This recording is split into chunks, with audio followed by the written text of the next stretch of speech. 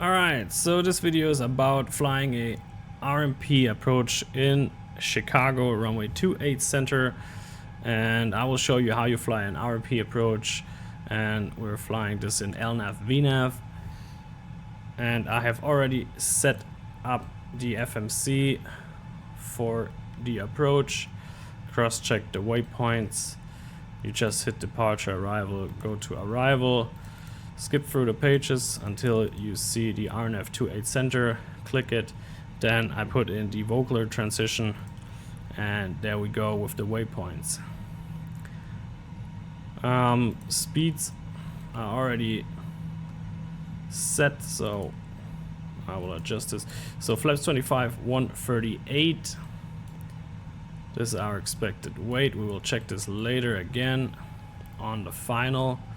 Auto brakes free, giving us a required landing distance of 6,200 feet. And now I am on a downwind vector, and I will try to intercept out of Razuko at 5,000 feet. So I will come to the legs page, Razuko on top with the final course 273, put it in here, execute it. So we're at 5,000 feet. I will reduce the speed a little.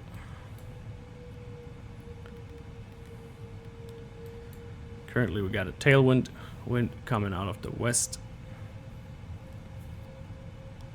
And then we're flying a base turn and intercept this magenta line via LNAV. And you have to fly it in LNAV VNAV. We later want to see on our FMA LNAV VNAV path, and we have to be in speed intervention. This is going to make more sense as soon as I am established on the final course.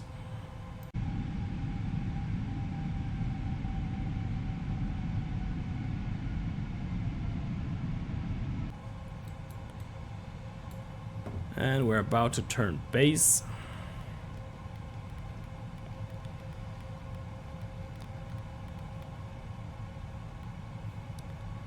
So 90-degree offset for now. And then I will adjust the heading.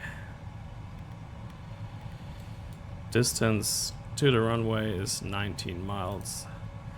You can also see it here in the fixed page if you inserted the station. The airport where you're trying to go.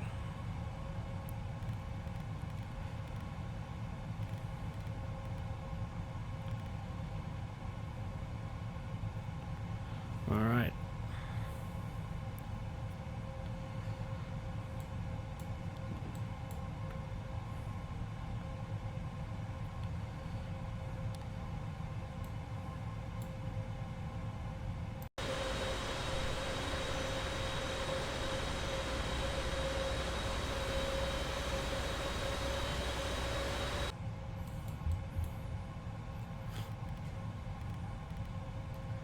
And trying to turn onto the intercept heading about 30 degrees offset.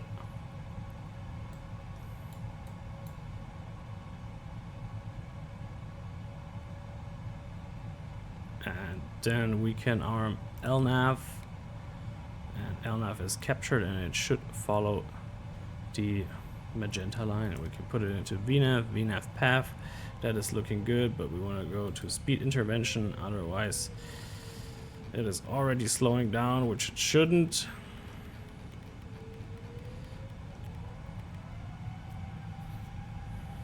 And it's doing a terrible job with intercepting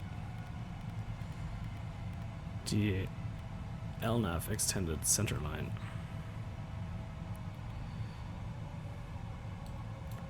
So we're 15 miles out. We can turn the altitude down to 4,000 feet for our next waypoint. Flaps 1.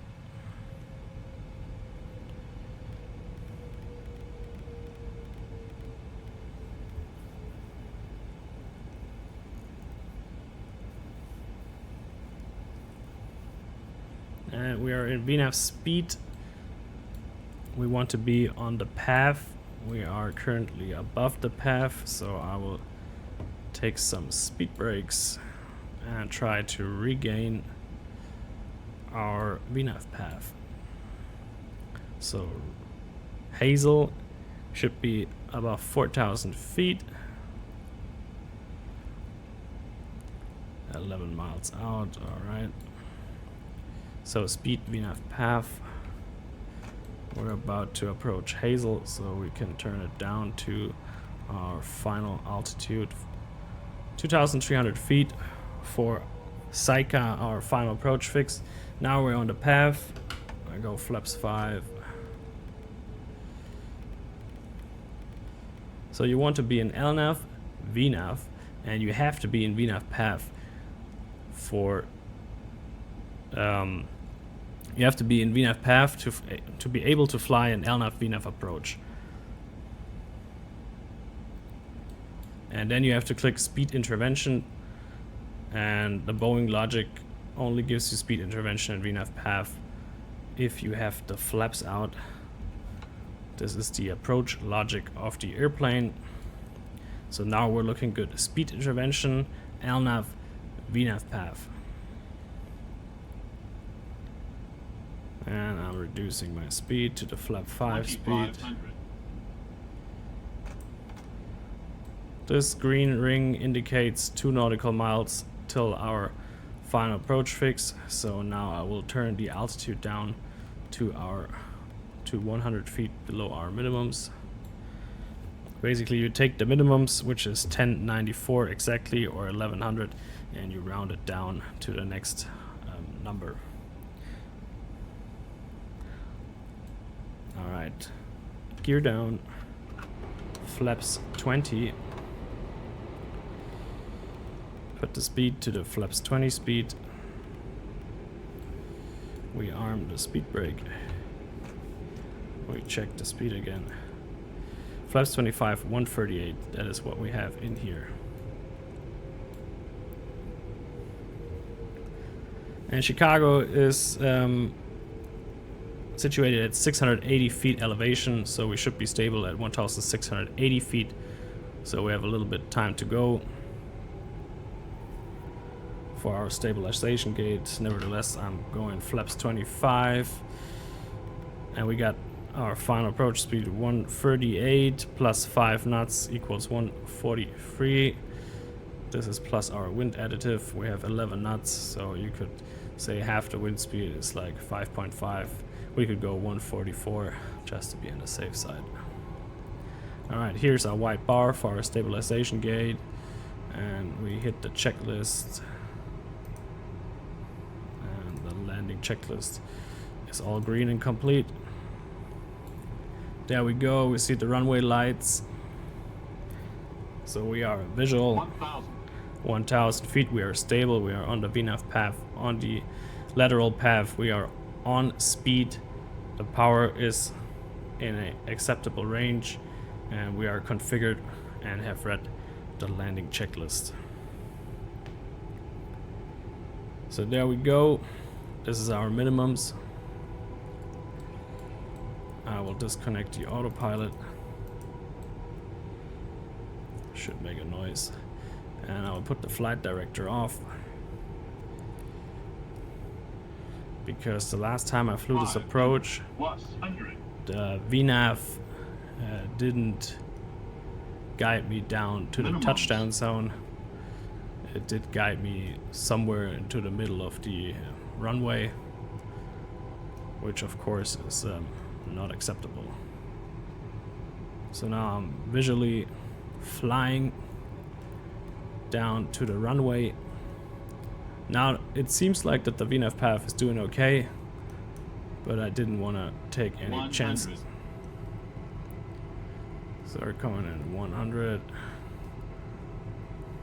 50 over the threshold, 30, 20, 10. Alright. There we go, speed brakes up. Reverser's normal. Okay, it's going crazy. Manual braking.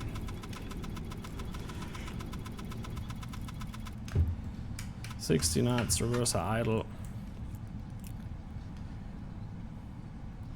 And I'm coming to a stop here. So yeah, I have to adjust my controls. They seem a little bit oversensitive, and especially for the reversers, they have been going crazy. As you saw, as you heard this weird noise. But yeah, we made it to the ground. This is how you fly an LNAV VNAV. Wasn't perfectly flown, but it gives you the idea on how you set it up, and that you basically have to monitor that you are on the VNAV path and with the speed intervention. And to get to speed intervention, you have to click this button. So now this would be total VNAV speed, but you want to be VNAV speed with speed intervention. So now you're able to manipulate your own speed. And that is how you fly an LNAV VNAV. I hope you have enjoyed this video, and follow along for more content regarding anything related about aviation. Thank you for watching, everyone.